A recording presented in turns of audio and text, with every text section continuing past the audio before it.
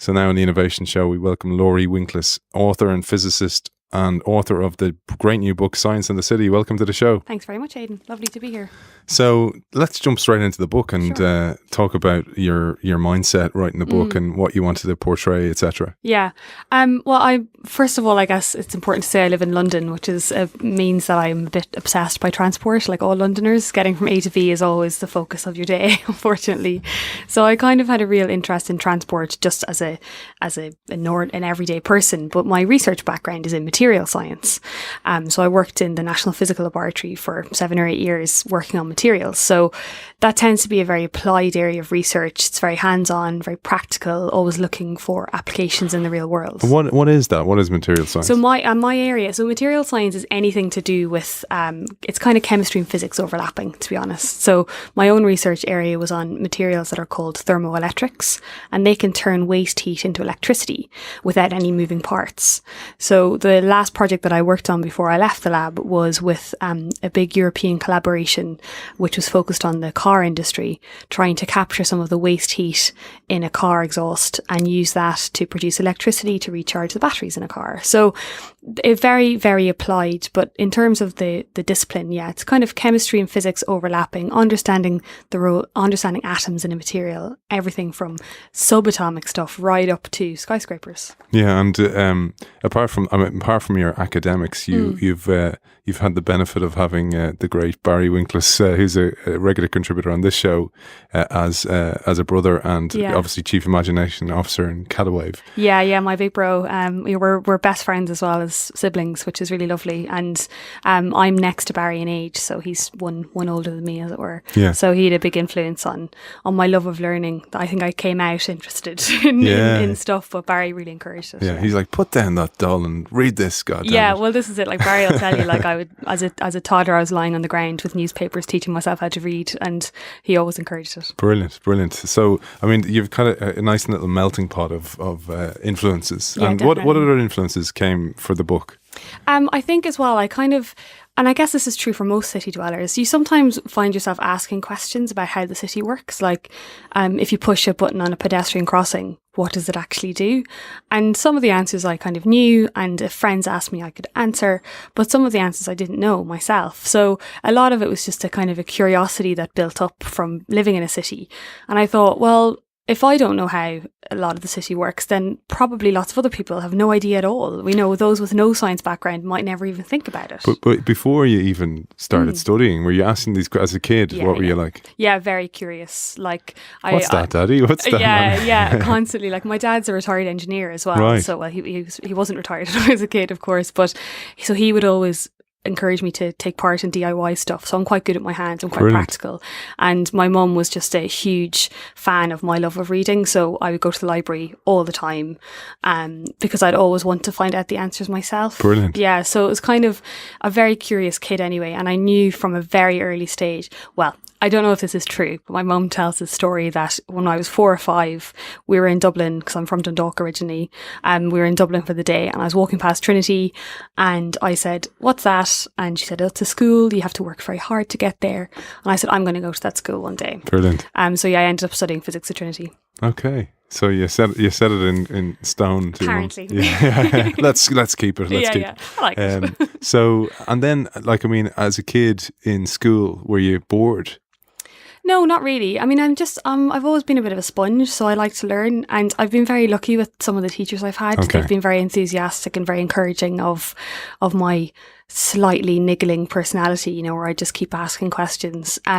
So yeah, I had a real overlap within my interests. So I had an interest in physics and science, but I also love to read, and I have kept a diary since I was a really small kid. So the interest in science and writing, even when I was applying for university, was still kind of, well, should I do like journalism or should I do physics? And my dad, we talked about it a lot. I talked about it with my family a lot about what I should do. And I remember distinctly my dad saying, if you can try and do journalism as a hobby, you can write in your spare time. It's very hard to do science in your spare time.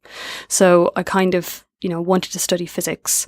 And now I'm very lucky that I get to combine my love of writing and my love of reading that's always been there, separate from science, with my research background and my interest in science. So I feel very privileged that I'm in that position. Yeah. But it's so apparent to me doing this show that, most entrepreneurs I've met here have had a vast experience. So they're almost generalists, specialists within the general type of mindset. So they've done several different things and married different disciplines together, and that's when the magic happens. Yeah. Well, I've been asked before, like, to describe my career path, and I tend to say that it's like leaping from one lily pad to another, but it's kind of all in the same pond. Yeah. But anyway, let's dive into the book. Yeah. So the traffic one's an interesting one. The kind of transport thing is really interesting because one of the things I didn't realise is that when you're trying to move traffic around a city, we all get really impatient and we sit in traffic a lot, or we sit at traffic lights and we hit every red light as we drive through a city. But actually, it's what's called an intractable problem. So in theory, there is a perfect solution to free-flowing traffic.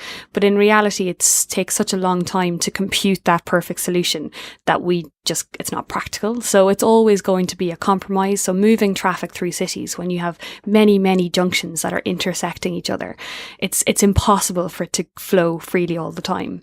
And that's kind of part of it being a human city, of course, too, because we don't just have road vehicles, we have pedestrians and cyclists and everything. But that was something I hadn't really thought about, was the maths behind traffic jams. And there's a huge amount in it. Like, one thing that's quite interesting is that actually you don't kind of drive into a traffic jam hits you.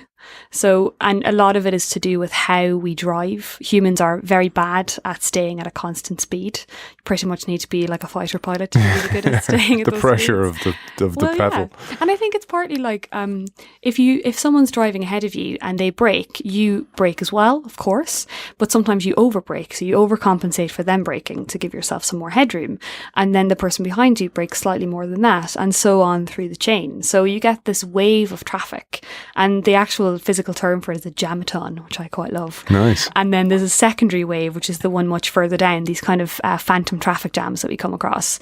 They're called jamatinos. Nice. So there's a huge amount of maths just within moving and traffic. It's hidden to us, Absolutely. And hidden even to those who are really, really curious naturally. You just don't really think about it. Yeah. But within, like, as we look forward to the future cities, and that's something the book looks into a lot. In each chapter, I try to look at the technology, realistic technology that's being developed now that's going to influence the cities tomorrow. We're starting to see a much smarter use of that data. So within London, for example, I interviewed the Transport for London, the roads guys. So basically the guys who run all of the traffic lights in London. And you can imagine it was like a nerve centre. It was incredible, all this data coming in from everywhere. And they're starting to use that in a way to change the traffic system. So, for example, they're putting sensors on buses that detect how many people are on the bus. So then if the bus is full, they'll try to give a bus priority over, a row of single cars, because you've many more people to move through. I've seen that with the traffic lights, yeah. And it's so interesting. Yeah. And longer term as well, they want to give cyclists a proper head start. So they're starting to install cyclist specific lights, which they have in Amsterdam, of course, that has a thermal camera on it, and it detects how many cyclists. So you can't see anyone's features or anything. It's completely anonymized, but you can see how many cyclists are in a box. Yeah. And once there's a certain number, they'll switch the cyclist light on quicker than the traffic. Yeah. So it's but it is always a compromise, and it is always trying to balance all of the needs of the city. It reminds me of an automated Operation Free Flow. Do you remember that in Ireland a few years back? Yeah, and then going forward, you've maybe driverless cars, right? And maybe that will change things again. Because I thought when you were saying about keeping at the constant speed, I mean, that's what the driverless cars. I thought about this one for you. Driverless cars it's going to happen, but is it only really effective when everybody's driverless? Absolutely. Yeah, absolutely. Because actually, to be honest, the issue with driverless cars is not the technology. The technology's there. It's expensive, but it's there. The real challenges, I guess, with driverless cars are the logistics and the legal issues and the moral issues. So we as humans are excellent at using our judgment. So if we drive up to a junction and the traffic light has broken down or something, or there's graffiti over a road sign, we can use our prior knowledge and our experience to drive very carefully through that junction. So we are masters of grey. We're the masters of the grey of the human condition. Whereas computers, by their very nature, so far, are black and white. It's a binary system. It's ones and zeros. There's no superposition of ones and zeros at the moment. So when you have a situation where, like that, if there's a broken down traffic light, a driverless car doesn't necessarily have the ability to make the correct decision there because they aren't self-learning. They only know what we teach them. So those kind of situations are very difficult to model for. It's stuff like, and you've seen it, unfortunately, it's happened where somebody will push a buggy out in the road in front of them. And, what does the car do? Because it's gone, well, I have to avoid that other car. Exactly. And that car speaks my language, ones and zeros. Yeah. The grey doesn't. I don't do grey. No, but that's exactly it. And that is the biggest challenge. Like, really, I mean, it's so when we have a mixture of cars on the road, when we have human driven cars and driverless cars, that's when we're going to see the biggest problems. Challenge, because it's still so early for us, and both systems, the black and white and the grey, have great value in them, but actually getting them to overlap and cooperate and collaborate is a very new concept for us.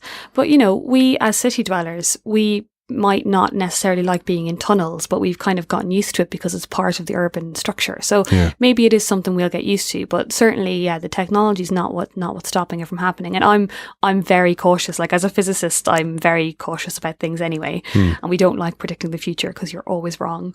But I think it's a bit further down the road than a lot of the media would have you believe. And it's funny you say about the technology and the people, because I have a saying that it's never about digital transformation is never about the ones and zeros. It's about the X's and Y's. It's Absolutely. about, because you have to. It's a really good description. It's because, that's what you have to change. It's changing legacy mindsets, culture, acceptance of, and another thing you just said there was that you can't predict the future because you're always wrong. And, people are being held to ransom to go, oh, but you said in your business plan. Yeah. And you can go, well, business plans are, in this world of disruption and constant change, a business plan isn't worth very much. Exactly. It's a guess. Nothing exists in a vacuum, right? We're all connected. And that was part of one of the other reasons that I wanted to focus on cities, because I felt like they were a real kind of like a mini version of the issues we have wider across the world. Like each city has exactly the same challenges that we're all facing across the globe, in terms of water security, in terms of electricity. And like you said, one of the things is getting people to change their behaviour, because we're spoiled rotten. We're in this situation where we expect to have this electricity, especially in developed countries and developed cities, wealthy cities. We don't want to adjust in order to find more sustainable solutions. And that's a real challenge. And especially with things like water, it's urgent. It's beyond urgent at this point that we need to change our behaviour to the way that we use water and reuse water, because it is gone so far beyond unsustainable that it's actually slightly terrifying. Yeah, and it kind of, that reminds me of kind of, people talk about digital natives, people born into that world, and it's kind of like what we're talking about, transport and roads. At the time that they were built for. People are just born into when they're born into. Absolutely. Like, they've no concept of the world before mobile phone. My son's 6 and 3. No concept of the world before mobile phone or iPad or touchable screens. Transport is a focus. What else do you talk about in the book? So I talk about electricity as well, because I think that's another one of our big challenges, and every city's doing it differently. So a lot of cities, in China in particular, most of their electricity grid is still coal fired, so it's mostly based on coal.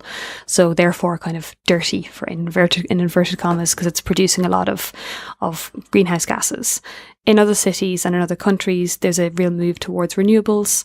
In some regions, it's kind of amazing how much of their grid is based on renewables, because actually the logistics of getting electricity, which is by its very nature a constant need, right? We have a constant need for electricity, but wind turbines and solar panels, they don't produce electricity constantly.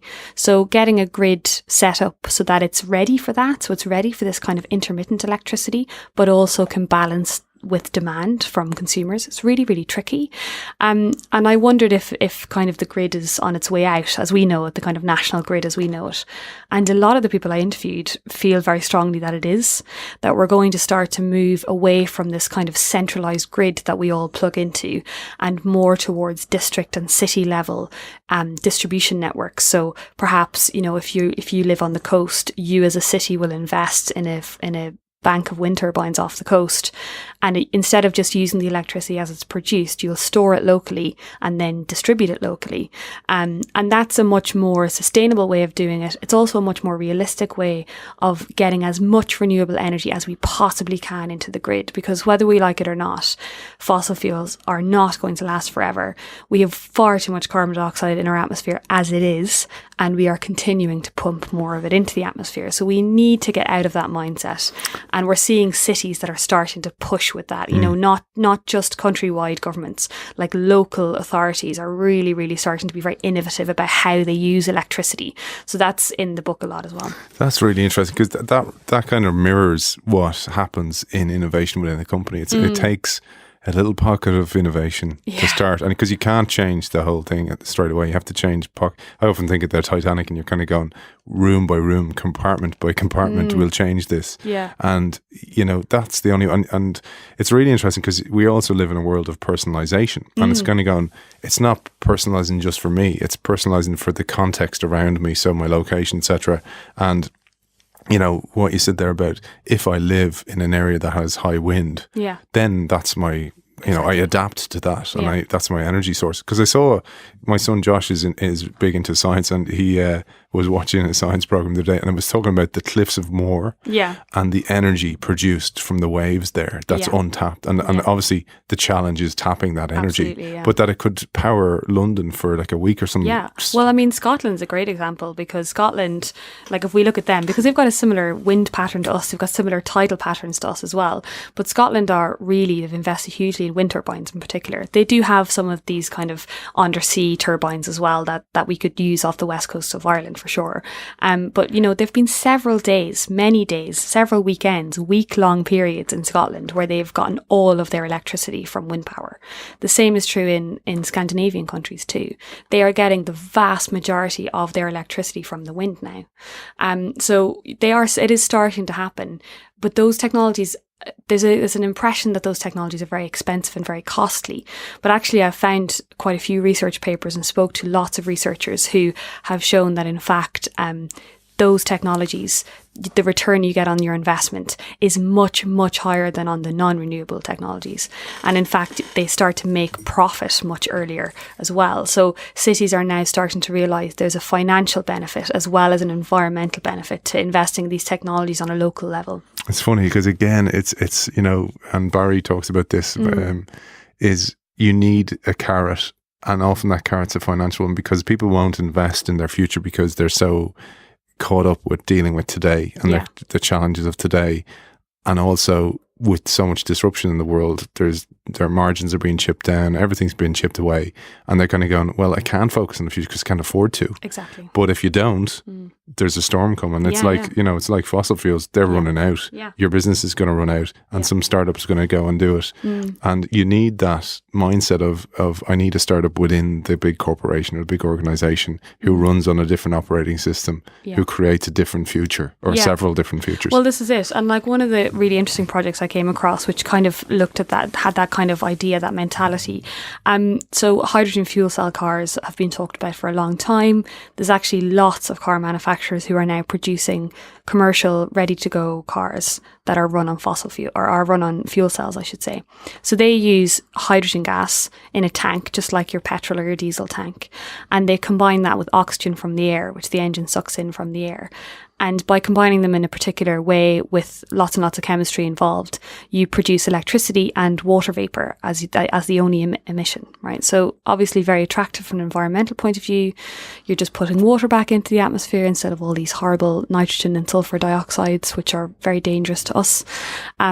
But they haven't really made sense for a long time. Doesn't mean, of course, people haven't been researching them, but there's always been this gap, And now we're starting to see companies who are, and it kind of comes back to the wind turbine thing, who are starting to tap into that wasted energy that is being produced by wind turbines to produce hydrogen gas. So hydrogen gas in itself is very expensive to produce because you have to split water apart, basically, and that takes a lot of electricity. So that's why it's never really made sense. It's like, oh, we'll just use loads of electricity to produce this fuel that's clean. Well, it kind of doesn't make sense.